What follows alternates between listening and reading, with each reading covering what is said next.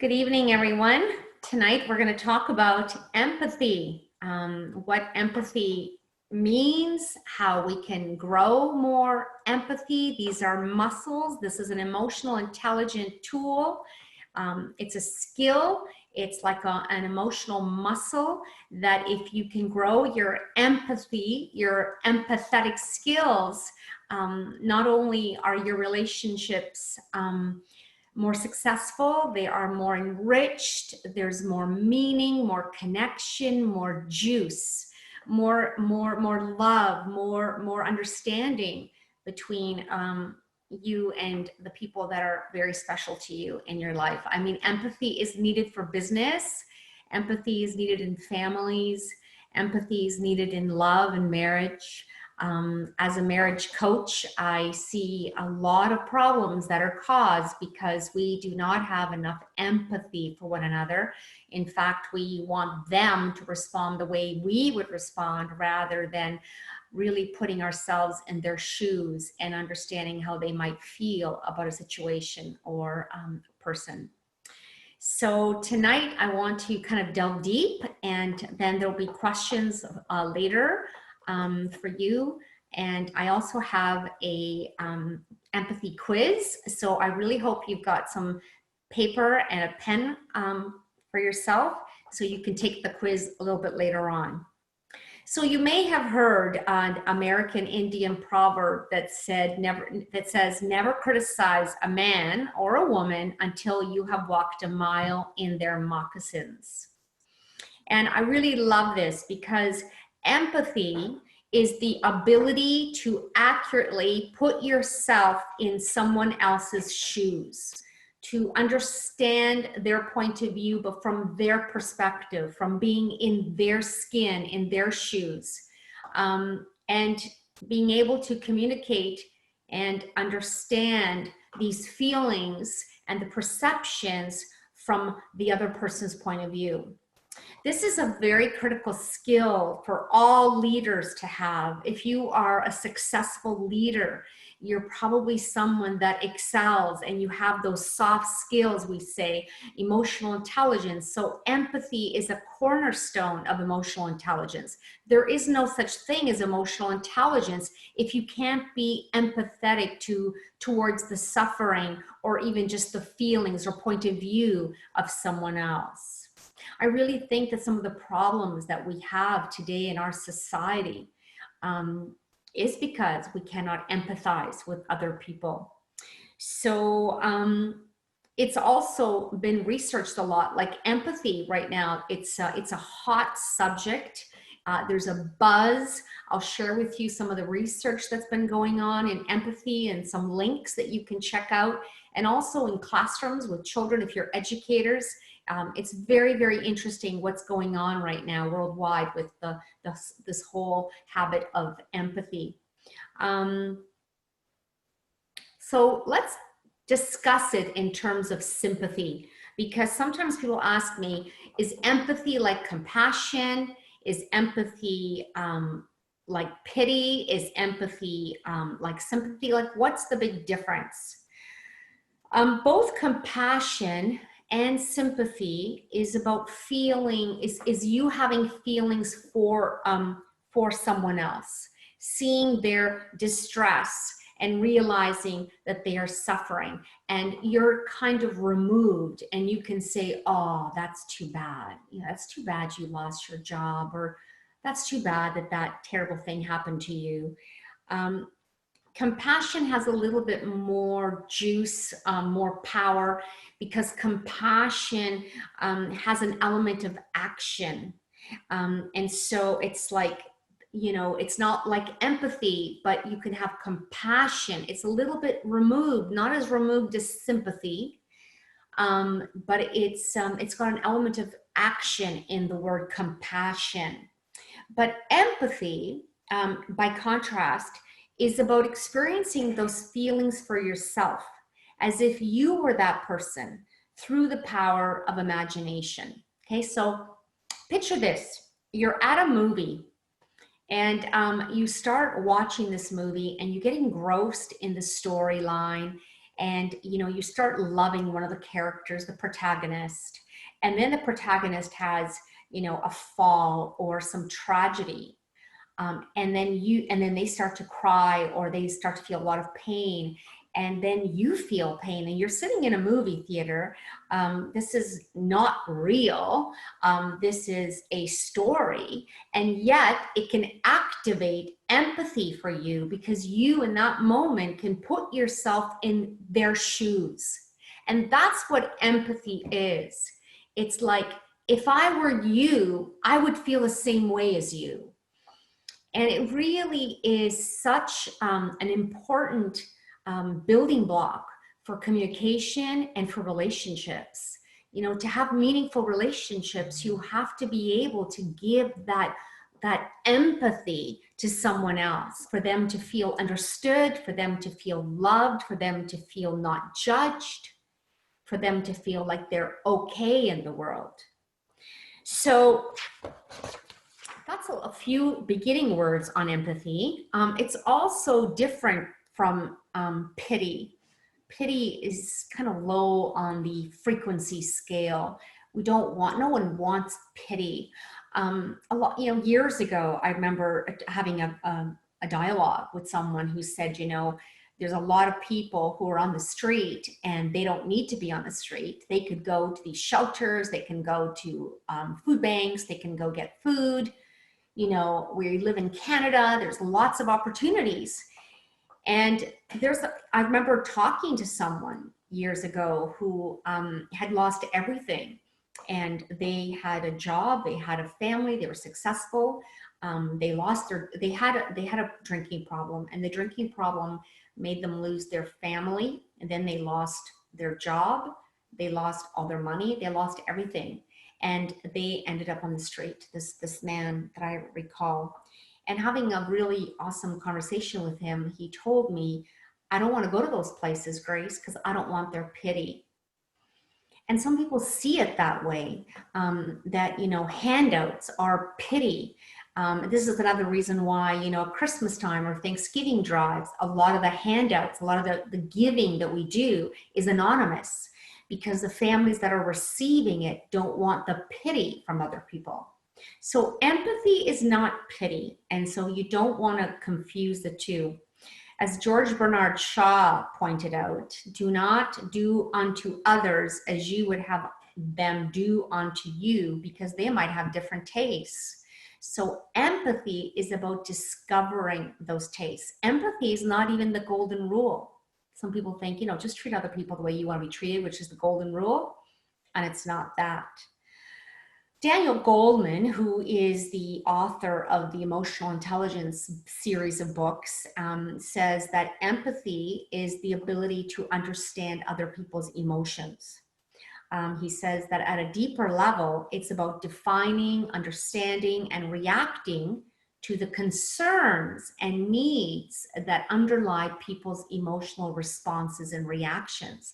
And in industry and in companies, you really need your leadership, your managers, to understand these nuances and the subtleties in our dialogue, in our conversation. And skilled people can do this. And some people just kind of ignore it. Just like, oh, there's a little bit of emotion there. I'm just going to ignore that. I'm going to go on to the next point. So being able to kind of not ignore it, but doing it with finesse and doing it in style and doing it with gentleness and sensitivity is what empathy is all about. Tim Minchin said that empathy is a skill that can be developed, and most interpersonal skills, to some people, empathy comes naturally. I think for me, empathy, I'm an empath. I don't know if you guys know what that means. I'm sure some of you on the call today know what that means. Being an empath means that you can relate a lot to how other people feel. And since I was a little girl, I've always had people, telling me their stories, telling me their pain. I knew that I was going to be a therapist, guide, a leader, someone giving advice, someone, giving counsel. My whole life, I've known that. And I think it's because I have had a natural amount of empathy for the suffering of other people. I remember years ago, one of the best compliments I received is like, this woman's, it was a stranger. She started telling me her story, and she said, you know, just telling it to you, I just feel better. And I hadn't done anything, but I think I kind of, my facial expressions and my body language and my oohs and my ahs and your face, the way your face moves. She said, you know, I can just talk to you and I feel better. And I take that as an incredible gift that I have. And I'm privileged to have this, and it helps me in the work that I do. But some people just don't have that. You know, there's also a downside to being an empath who feels too much. For example, I can't go to the movie theaters and listen to, like if I select a movie, I'm very, very careful about selecting a movie, but I'm very, very sensitive to violence, any kind of cruelty, violence. I can't watch it. It's very harmful to me. I remember years ago, back in the days when we had Blockbuster. Remember those days? On a Friday night, I remember going to Blockbuster and I was going up and down those aisles and I was looking like number 1, number 2, number 3, and like the top 10 Blockbuster movies that everybody in my community was watching are movies that I could not bring home because I already knew that I was going to suffer and it was going to be too painful for me. So for me, I actually suffer. It's painful. So there's like the downside of feeling too much, you know, and then there's not feeling enough, and then you can't connect with people. So what we want to do is we want to exercise these muscles. You know, we don't want to just be cold to the suffering of others, but we don't also, I've had to learn how to have emotional boundaries. I've had to learn a lot about not allowing other people's psychic energy into my field. I've had to learn about energy and not taking it on and not keeping problems of other people like inside of me, because that's not healthy. So over the last decade, neuroscientists have identified a 10-section empathy circuit in our brains, which, if it's damaged, can curtail our ability to understand what other people are feeling. I believe that people who commit crimes or hurt people, in a very, in a fundamental way, not just emotional hurts, because we're all capable of doing that, but I'm talking about sociopaths and people who, kill, are people who, research shows their empathy centers are just totally destroyed. They don't have any empathy. So if you're feeling pain and if they're being cruel, they don't get it. They don't get the pain of what they're causing you. So yeah, it is in the brain. And in fact, they have found that elephants have more empathy than some human beings. Elephants are such gentle, gentle creatures. And they've done all kinds of experiments with mirrors and elephants and how they have this empathy. Dogs have empathy. Dogs know when you're having a bad day. They just get up and they come to you. I was coaching this man this week, and he has a beautiful border collie. No, not border collie. I forget the type of dog, but as soon as he started to tear up as he was telling me a story from his boyhood. And all of a sudden, his dog got up and comes straight over to him. So animals have a real ability to be empathetic, and it's quite beautiful, which is why I think so many of us are addicted to having our dogs and our animals and our cats. I don't know about cats, how empathetic cats are. I'm sorry to you cat people. I'm a dog person. And so my experience of cats, not very empathetic, more aloof. But some people swear by their cats, so no problemo. Evolutionary biologists like Frans de Waal, W-A-A-L, have shown that because we are social animals, we have evolved to take care of each other, just like our primate cousins. and has revealed that we are naturally primed for empathy because of our attachment relationships. And you can watch this with monkeys and apes, primates, the first 2 years of life, how they take care of their young and how they, they bring their babies to their chest and they hold them tight and very, very, they develop these amazing strong bonds. So we know now the people who have really a strong and healthy empathy are people that were allowed to make these strong bonds with their caretakers, their parents, and the people who love them and take care of them. So that's a little bit of a preamble on empathy. Now I want to give you the goods. I want to give you 8 habits of empathetic people. So hopefully you're taking some notes and you're writing these down. Let me check you guys out. Everything's cool? Yes. Awesome. So number 1, habit 1 of empathetic people. They are curious about strangers. So think about it. You see a tattoo that looks really interesting on someone, and you might comment and you might say, what's the story behind that tattoo? I remember once, years ago, I was with my mother and we were at Tim Hortons, and the guy that was serving us had a huge spacer in his ear, like this huge big hole. And my mother, bless her heart, does not understand that. Like, it's not an earring, so she couldn't understand it. And she just goes, "Why you got that?" And I was like mortified. I was like, "Oh my God, Ma."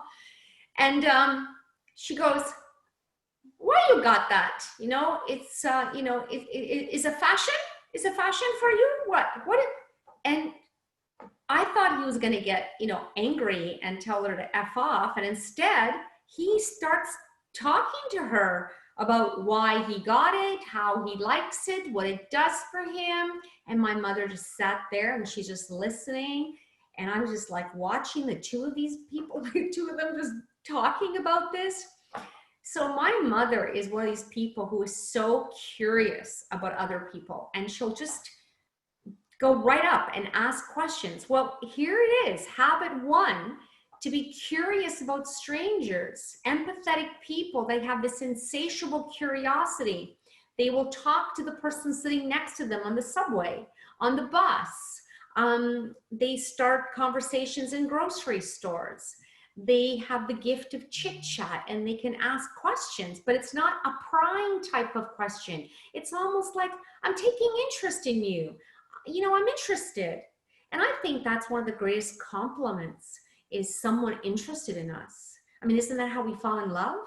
Is the first person that says, "Hey, you're kind of interesting. And what's going on with you?" And asking questions. They find people interesting. And when they hear a story, they go like, "Wow, that's awesome." I'm very interested in people and the kinds of amazing things they do. My son right now and his fiance, they have bought this amazing van and they're juicing it all up and ramping it all up and getting it ready because they're going to take it to Alaska and across the country and down the California coast, and they want to go and see different places. And I find that hugely interesting. Like, wow, courageous.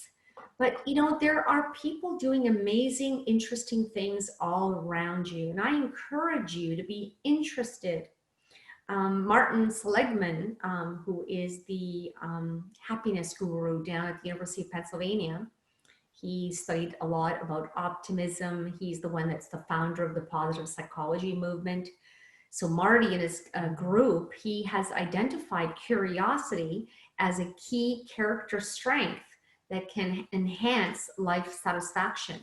So it's another reason to be curious, because curiosity is good for you, okay? But not in a way that you're going to interrogate and be annoying, but more as a way of being respectful, but interested in people's lives.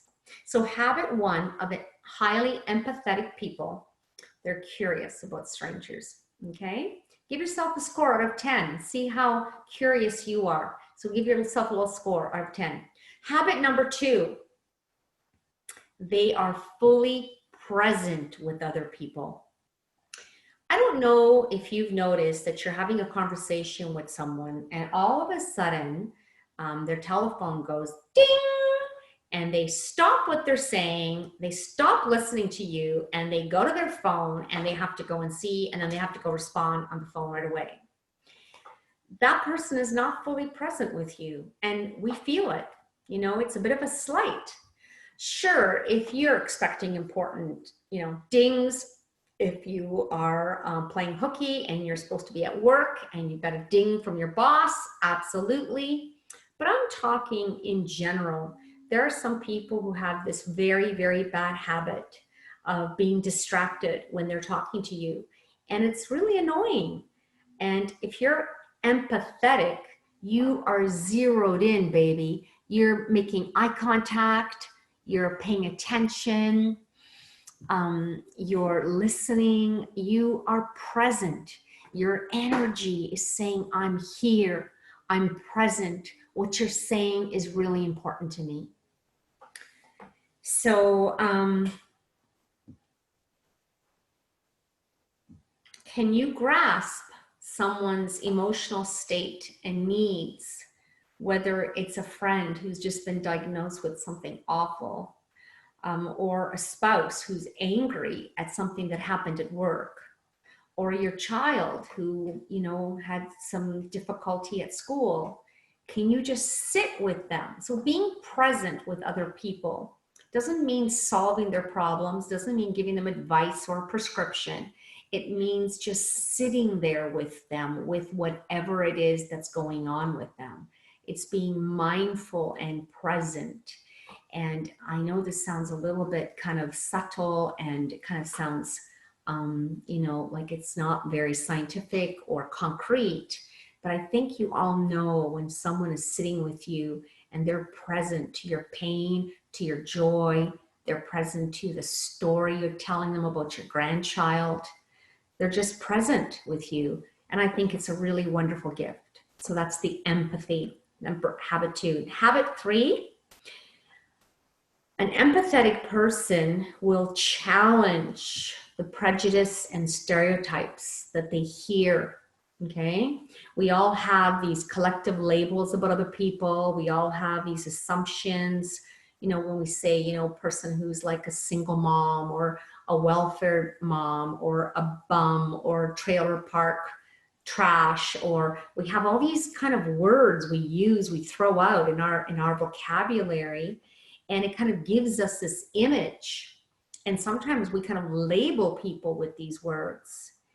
Empathetic people, they challenge themselves to use different descriptors and different words, and they challenge their own preconceptions and their prejudice.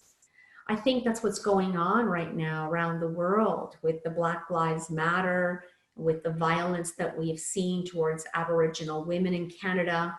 I think that we're all paying attention to this, and rightly so. We need to bring more empathy in our police departments. We need to bring more empathy in our school systems. And I'll tell you at the end of the talk, some amazing people who are doing just that. Habit number 4, this is a person who, to develop their empathy, has mastered the art of active listening. Okay, so what is active listening? They take the time to really understand when someone is speaking to them. They don't jump to finish the sentence. They don't roll their eyes. They don't look around. This person here is active listening, are people who say like, wow, that, every now and then they'll throw things in there like, that sucks, or that must have hurt, or I would have hated that. To let the person know that, like, I'm right here, I'm listening. So that's called, the technique is called reflecting. I'm reflecting back what I'm getting from you. That sucks. Or, yeah, I would be angry too. Okay. Or reflecting also can sound like, what I'm hearing you say is this. So it sounds like, your mother is driving you crazy. What I'm hearing you is is that right? Affirming is also when you're smiling and nodding. Um, Little brief verbal affirmations like or I see, I get that, go on, I'm here. Also encouraging, and then what happened?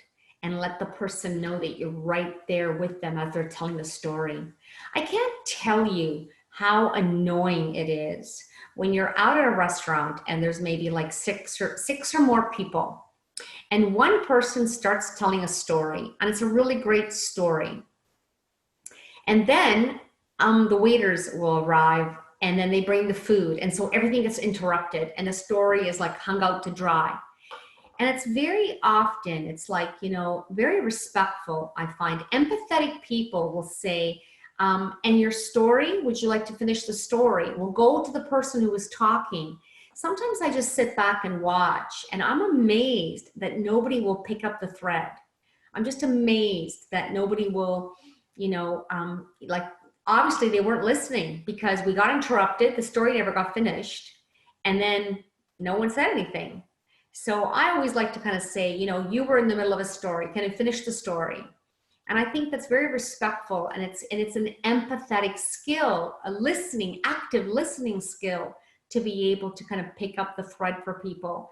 But just pay attention to when someone starts a story, then there's interruptions. And sometimes if you have children, you can be interrupted like 15 times. And it's just really great and respectful to give that person a chance to finish the story. Yeah, they also pause. Pause is also, very, very powerful. Empathetic people know how powerful silence can be.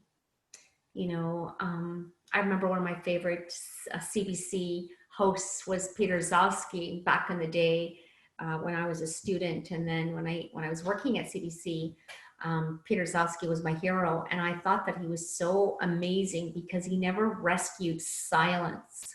So in the radio business, we say that a good interviewer is someone that when someone is talking and there's like a little bit of a dead air, nobody in radio wants dead air, because it's like, the people at master control, if they see or they hear dead air, it's like, oh, something's wrong. So Peter Zalski would never rescue the silence. And right after that pause or that silent pause, the person would bring out the best radio, the award-winning radio, the emotion. Sometimes you just need to pause to get that real juicy bit to come out of your heart. And that's when the deep connection happens between people. And so as a listener, you're listening, and then there'd be a pause, and then that really good, meaty nugget would come out.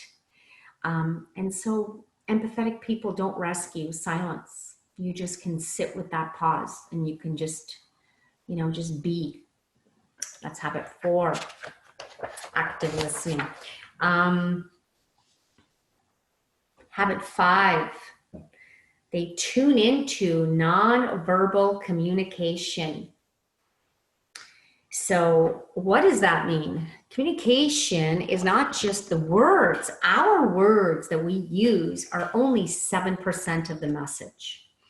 55% is my body language. It's my it's my eye movement. It's how I touch, if I touch my face, if I twirl my hair.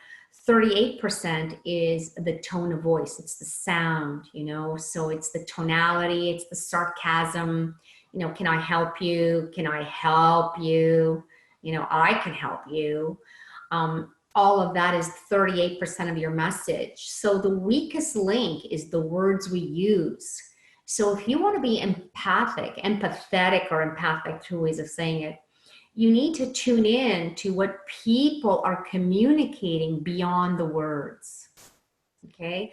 I think last week I talked about the one time I was in a department store at Christmas time, and there was a young woman who was learning her job, and she was, frazzled, and she was really working hard to try to make everybody happy and getting things, packaged up and run through the till. And I saw that there was this tear coming down her face.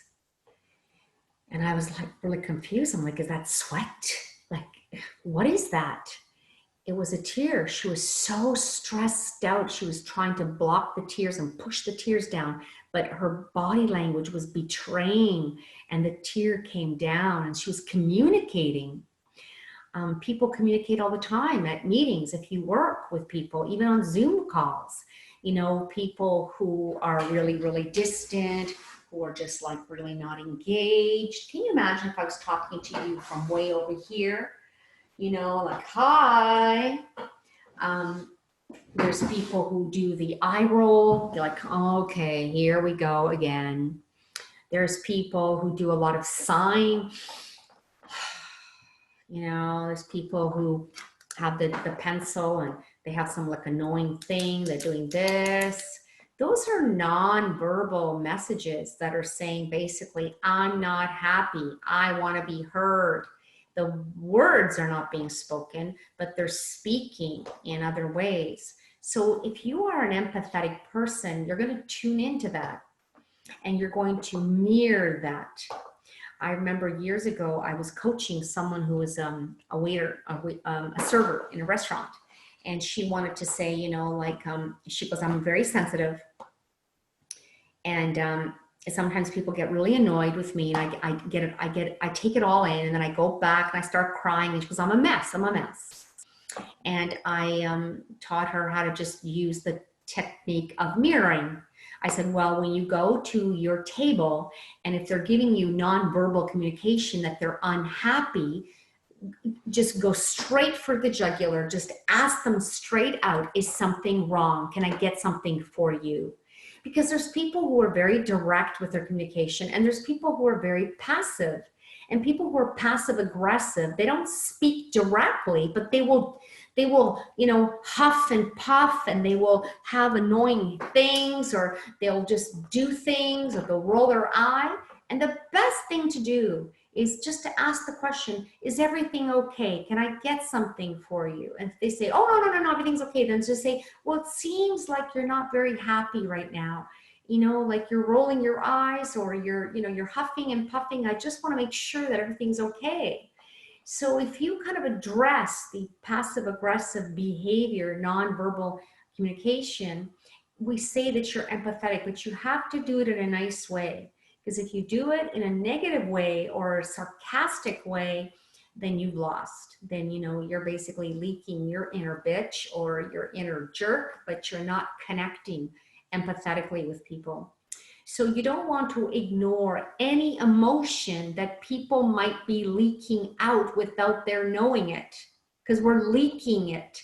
When we're not being direct and we're passive aggressive, then it's leaking out. Our upset is leaking out. And that's really hard to handle sometimes. So the best thing to do is to address it head on. So tuning in to people's nonverbal communication is an empathy skill. And this is also, it's the gateway to productive problem solving. When someone can come up to you and saying, listen, at the meeting, it seemed like you weren't really happy with that solution. Can we talk about this a little bit more? I want to be very open to this. I think will be really great. People will love it. Okay, that's habit 5. Hope you guys are enjoying this. Yes? All right, habit 6. They replace giving advice with asking questions. So that might sound like a little bit like being curious, but instead of offering their opinion, empathetic people ask questions to better understand and to clarify the other person's perspective. For example, how do you feel about that? Can you tell me more about that? What do you mean? What would be helpful according to you? What do you make of this? So questions that are basically getting more facts. You know, instead of you jumping in and solving the problem, you know, and getting that little ego boost, is to basically ask clarifying questions to show that you are exercising your empathy muscles. Excuse me. This is my Prosecco and water for the day. All right, so that's habit 6. Habit 7, they speak in terms of we, not me. So empathetic people or empathetic, family leaders or industry leaders, they don't talk so much about like, me or I, but more like an us, more a team, more inclusivity. And that's the empathy, is more inclusivity.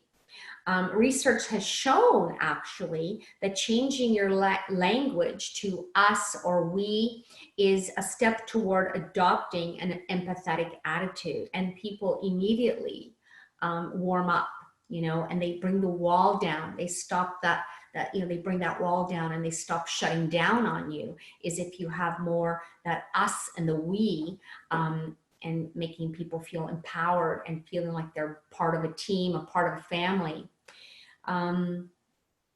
So when you want to really connect with someone, creating a bond by talking about your shared goals, let's talk about what we're going to do next to solve this. How are we going to get through this? During the COVID-19 crisis, global crisis, I hear a lot. I think it's a little bit overused though. It's, we're in this together. We're in this together, we're in this together, we're all doing our bit so we can be a part of the solution and not a part of the problem. And so, like there's obviously intelligence in that strategy. It does make sense. It does make people feel less alone, less us versus them. And we bring people together to feel more like we're a we, we're a family, we're an us. So research shows that people who speak this way have more empathy and can connect with people, and those emotional muscles are exercised. Okay, and number 8, habit 8.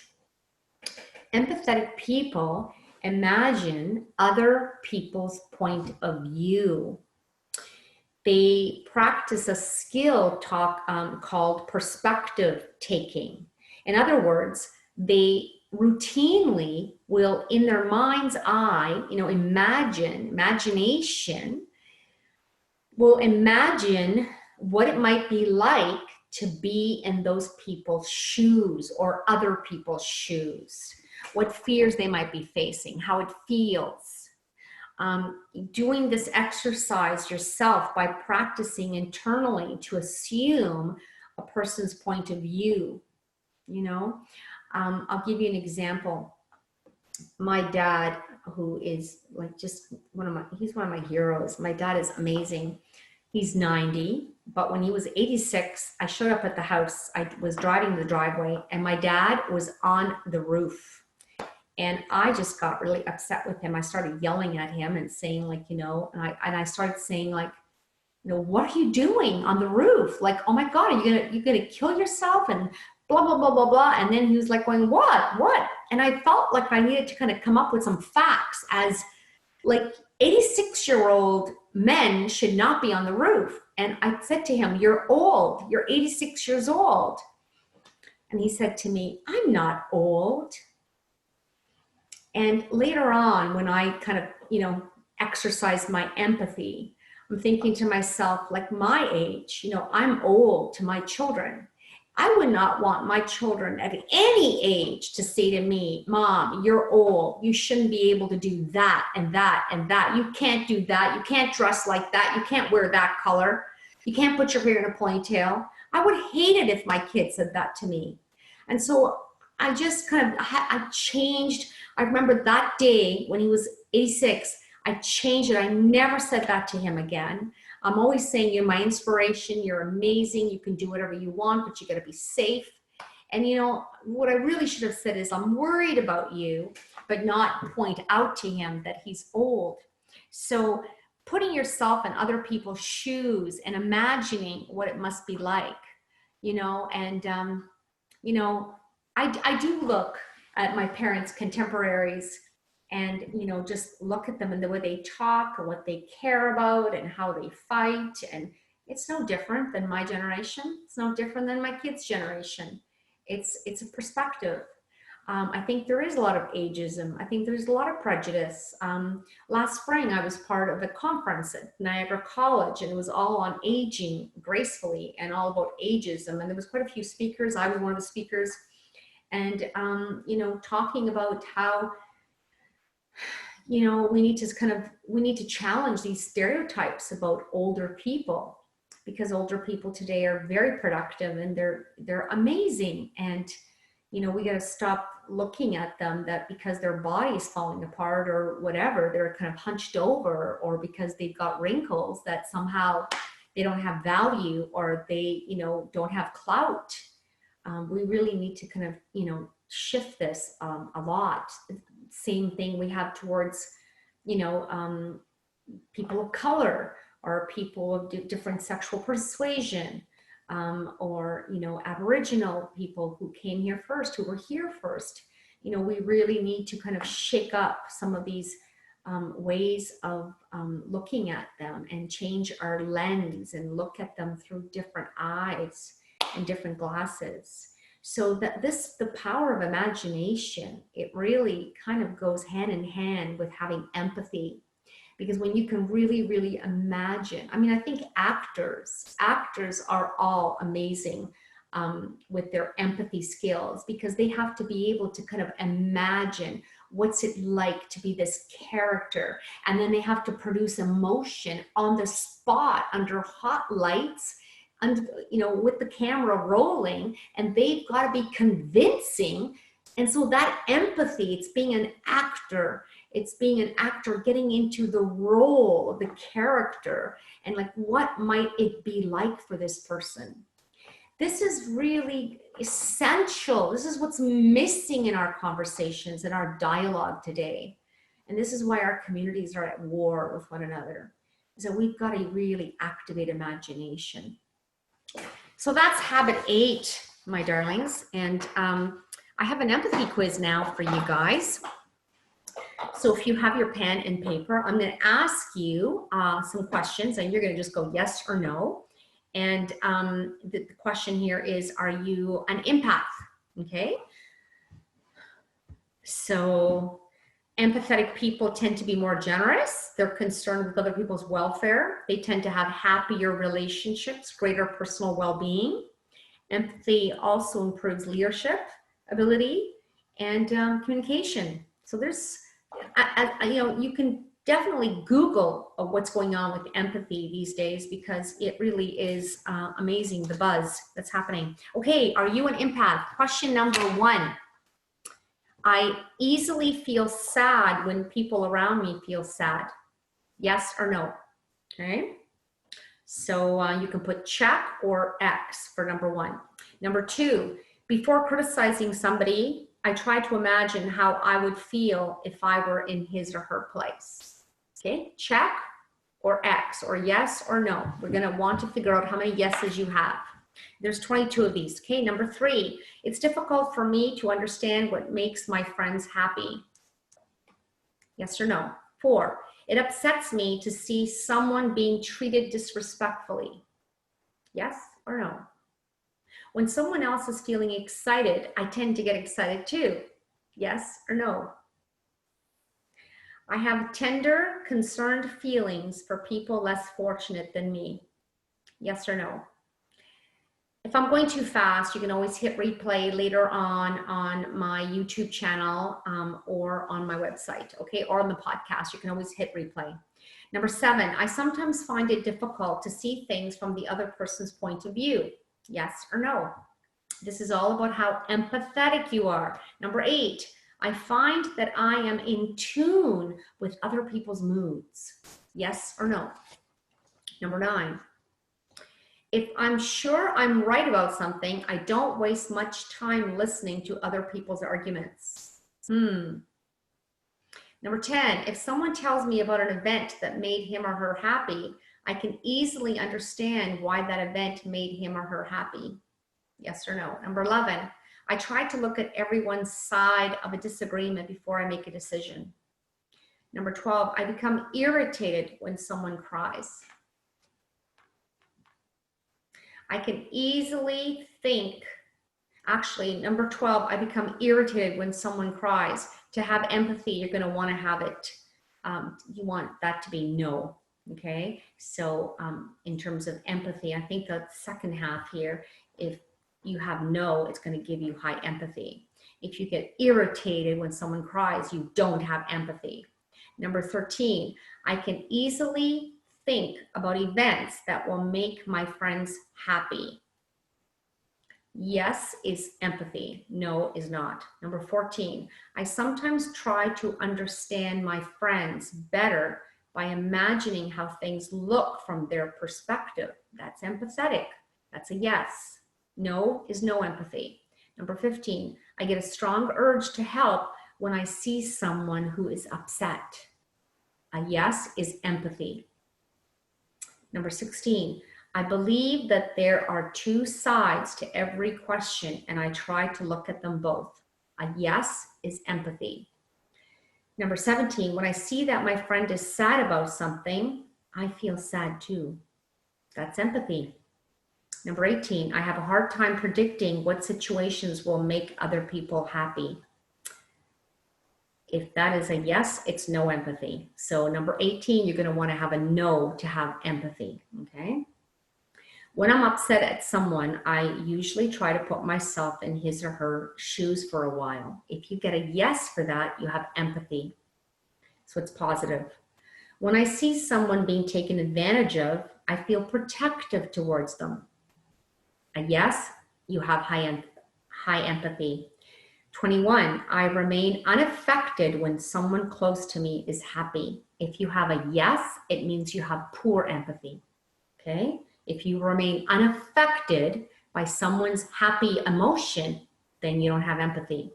So a yes is low empathy. A no would be high empathy. Number 22, I enjoy making other people feel good. And if you got yes, then you have a high empathy. So I think you're starting to understand, how this works. So I'm going to close now with a few last thoughts about empathy. And one of the things that I want you to understand in doing some of the research about this is that alongside reading and arithmetic, empathy has become a new literacy. And it's showing up in schools, it's showing up in classrooms, in political arenas, in marketing. Empathy is this little known giant. It's naturally hardwired into our brain. And when it's harnessed, it plays a crucial role in change making, in solving systemic problems, in relationship, in emotional intelligence. There's all kinds of people who have studied it. One guy is Bill Drayton, and he is the father of social entrepreneurship. And he says that empathy is a key business survival skill, because it means that if you have empathy, then you will be able to lead successful teams. You'll be a solid leader. He's created this influential foundation called Ashoka. And I want to give you the web link to it. It's called startempathy.org. And it's taking his ideas to business leaders, politicians, educators worldwide. So that's a really cool one. It's called startempathy, all one word, .org. Check it out. And in closing, I would like to highlight the work of a Toronto-based fellow Canadian, Mary Gordon. And she has done amazing things to educate children on having greater empathy. Her organization is called Roots of Empathy. Check this out, people, because you will be blown away. rootsofempathy.org. It's a world-renowned program that brings babies, little tiny babies, into the classrooms to help teach emotional literacy to kids today. At the heart of the program is bringing the attachment relationship into the classroom, so the kids get attached to the baby. The baby comes for a whole year. Every month for 9 months, they bring the infant into the classroom with the parents and accompanied by a Roots of Empathy instructor. And the children watch and love and grow over a whole school year. And they get attached to this baby, and it's really beautiful. In closing, I want to leave you with some of Mary Gordon's wisdom, what she has said.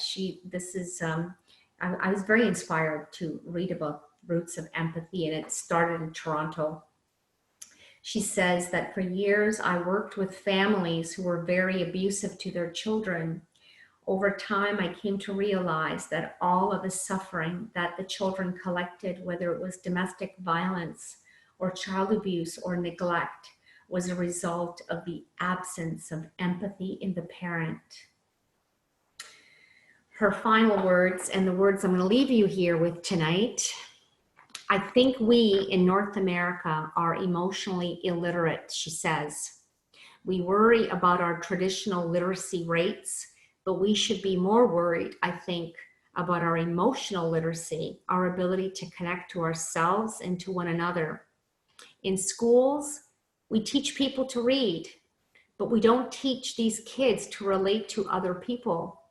And that's why they lose themselves. They're lost in their relationships. They are lost in themselves. They will not have success in their jobs, and we will not have peace in the world. It's our mountains and our continents and our oceans that divide us, but it is our similarities through our emotions that connect us. Aren't those beautiful words, inspirational words, to end my webinar tonight on empathy? Thank you so much for joining us, and stick around for some questions if you have some questions, and I always do a Q&A. And thank you very much for being part of this community and wanting to learn, and bless you, and we'll talk again real soon.